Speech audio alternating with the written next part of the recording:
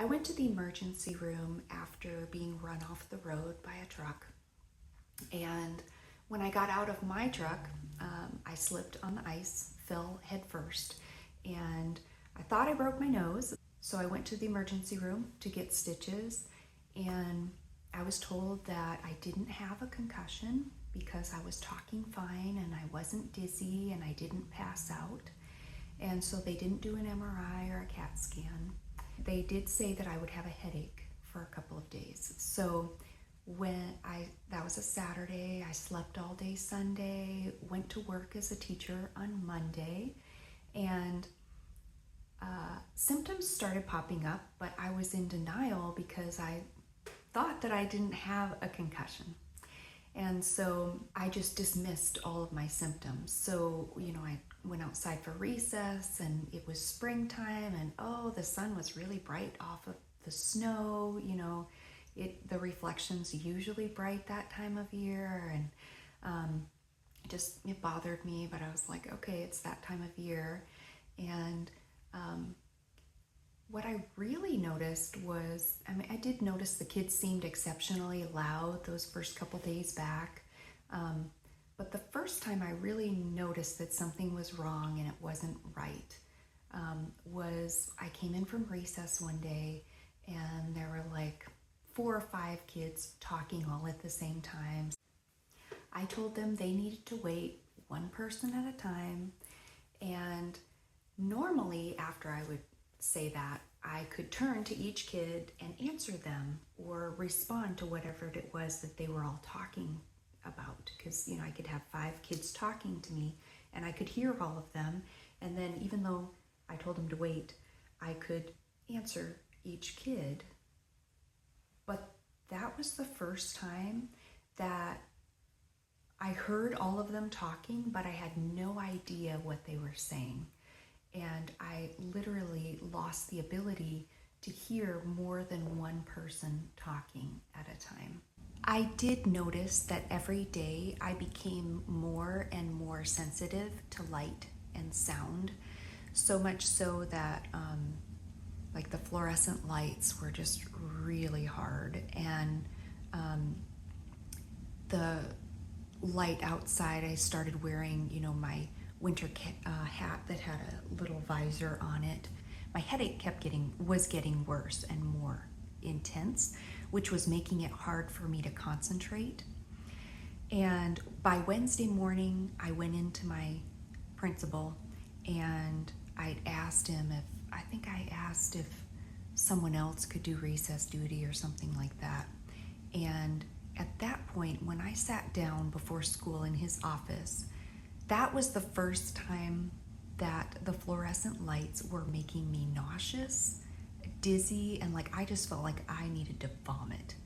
And at that point, my principal could probably see what I couldn't, and that was that I was not okay and that I needed to just go home. And I'm thinking, this is just a headache. What is my problem? I don't need to sit out for a headache. But I really think that as I look back, I was in denial for so long that it made my symptoms worse than they needed to be. After a week, when I went in for the head pain, because I was starting to wake up in the middle of the night because I was in intense pain in my head and my neck. When I fell, I didn't have neck pain. The day after, I think it was 3 days in when my neck started to hurt and I started having neck pain, and I had whiplash, but I didn't know that initially either. I would feel my walking, my heart would go fast, but I didn't recognize it as anxiety at that point. I just felt physically tired. But looking back, I think now that I recognize the feeling, it was anxiety. So that probably did kick in probably a couple weeks or a week after my concussion. But I really noticed it and actually recognized it as anxiety after a couple months.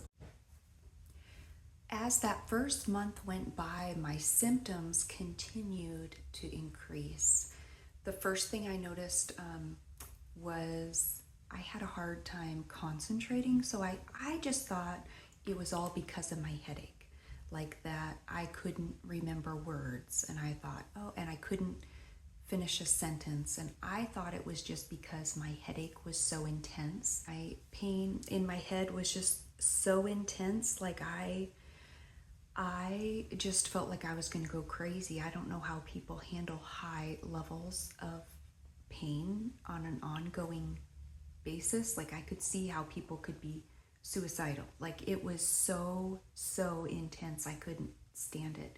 And they gave me a shot of something, and it helped that to go away for that time. I noticed when I went downstairs, I would get dizzy, and I would feel like my brain was blinking in the middle of a step, and it's like I didn't know where I was in time or space, and I felt like I was going to fall down the stairs, and I felt tipsy, like I was just really dizzy. I mean, like at that time, like I couldn't do floor exercises where I'd lift up one leg, or because I would fall over. I was just so tired that even walking would make my heart beat faster. It seemed bizarre to me, but I still was just really clueless. And after a month, I couldn't really go to church anymore because it was too loud.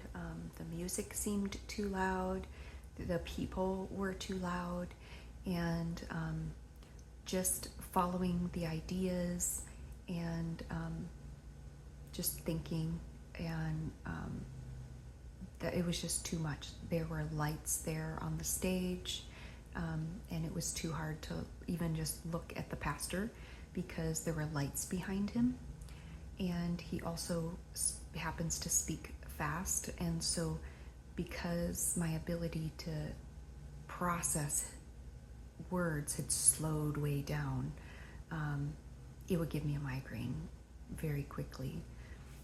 I started getting really frustrated easily because I couldn't talk, I couldn't communicate. I lost my ability to do any kind of multitasking. If I was trying to talk and drive at the same time, I wouldn't be able to remember what I was trying to talk about. So I needed to only drive, and I had to do that without the music on.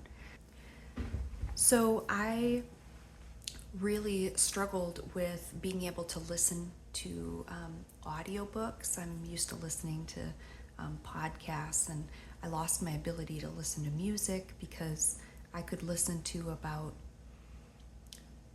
even listen to 30 seconds, and just the sound of someone talking and just processing that would make me nauseous. Now looking back, I know that it was that my ability to take in information just had slowed way down. It just took a lot longer for me to understand information. And another thing is when I was typing, whether it's on my phone or my computer, or if I was writing, go to write the word there, and I would switch 2 letters or 3 letters in, usually 2 letters within the word, like instead of THERE, I would do TEHRE, and then I'd like delete it or erase it, but then I would say the word intentionally to myself because I knew I'd just written it wrong, and I would write it again the exact same way. And I would do that 3 times in a row before it would come out right. And then it got so that I couldn't think of words that I was trying to say. And another thing was sound. My ability to recognize where sound was coming from. So there was one day I heard a sound and I couldn't figure out where it was coming from. I walked in the kitchen, the bedroom, the bathroom. I went outside, and I couldn't tell where the sound was coming from or what it was. It was just, I just heard this annoying sound. And then I finally walked into one of the bathrooms and the toilet was running. Well, normally I would recognize what that sound is and where it's coming from, but I had lost the ability to do that. Another example of the sound confusion was, and not registering sound correctly, is that I would hear someone talking and I wouldn't know where they were at, or I would hear my phone going off and I could walk all over the house and I couldn't tell what direction it was generally coming from. That was really confusing. I lost my ability to take care of things. Any kind of stress would just make my brain want to turn off. So like having to call and ask if something was covered by insurance, I've always been a people person. It's not hard for me to talk on the phone or to talk to people. The thought of having to call and ask about whether a bill was going to be paid or not would just be completely overwhelming to me. I would have so much anxiety that I would lay down and sleep for 2 hours instead of making the phone call.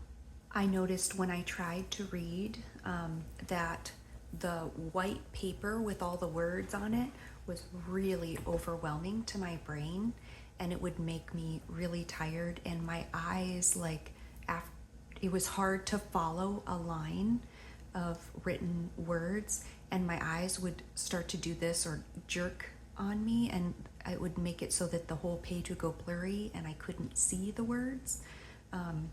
And so that was really frustrating too. And I found that it did help to take a piece of brown paper and cover up the words except for the line that I was reading, and that made it so I was able to read more. But I also found that I couldn't do things that I used to be able to do. Like I physically couldn't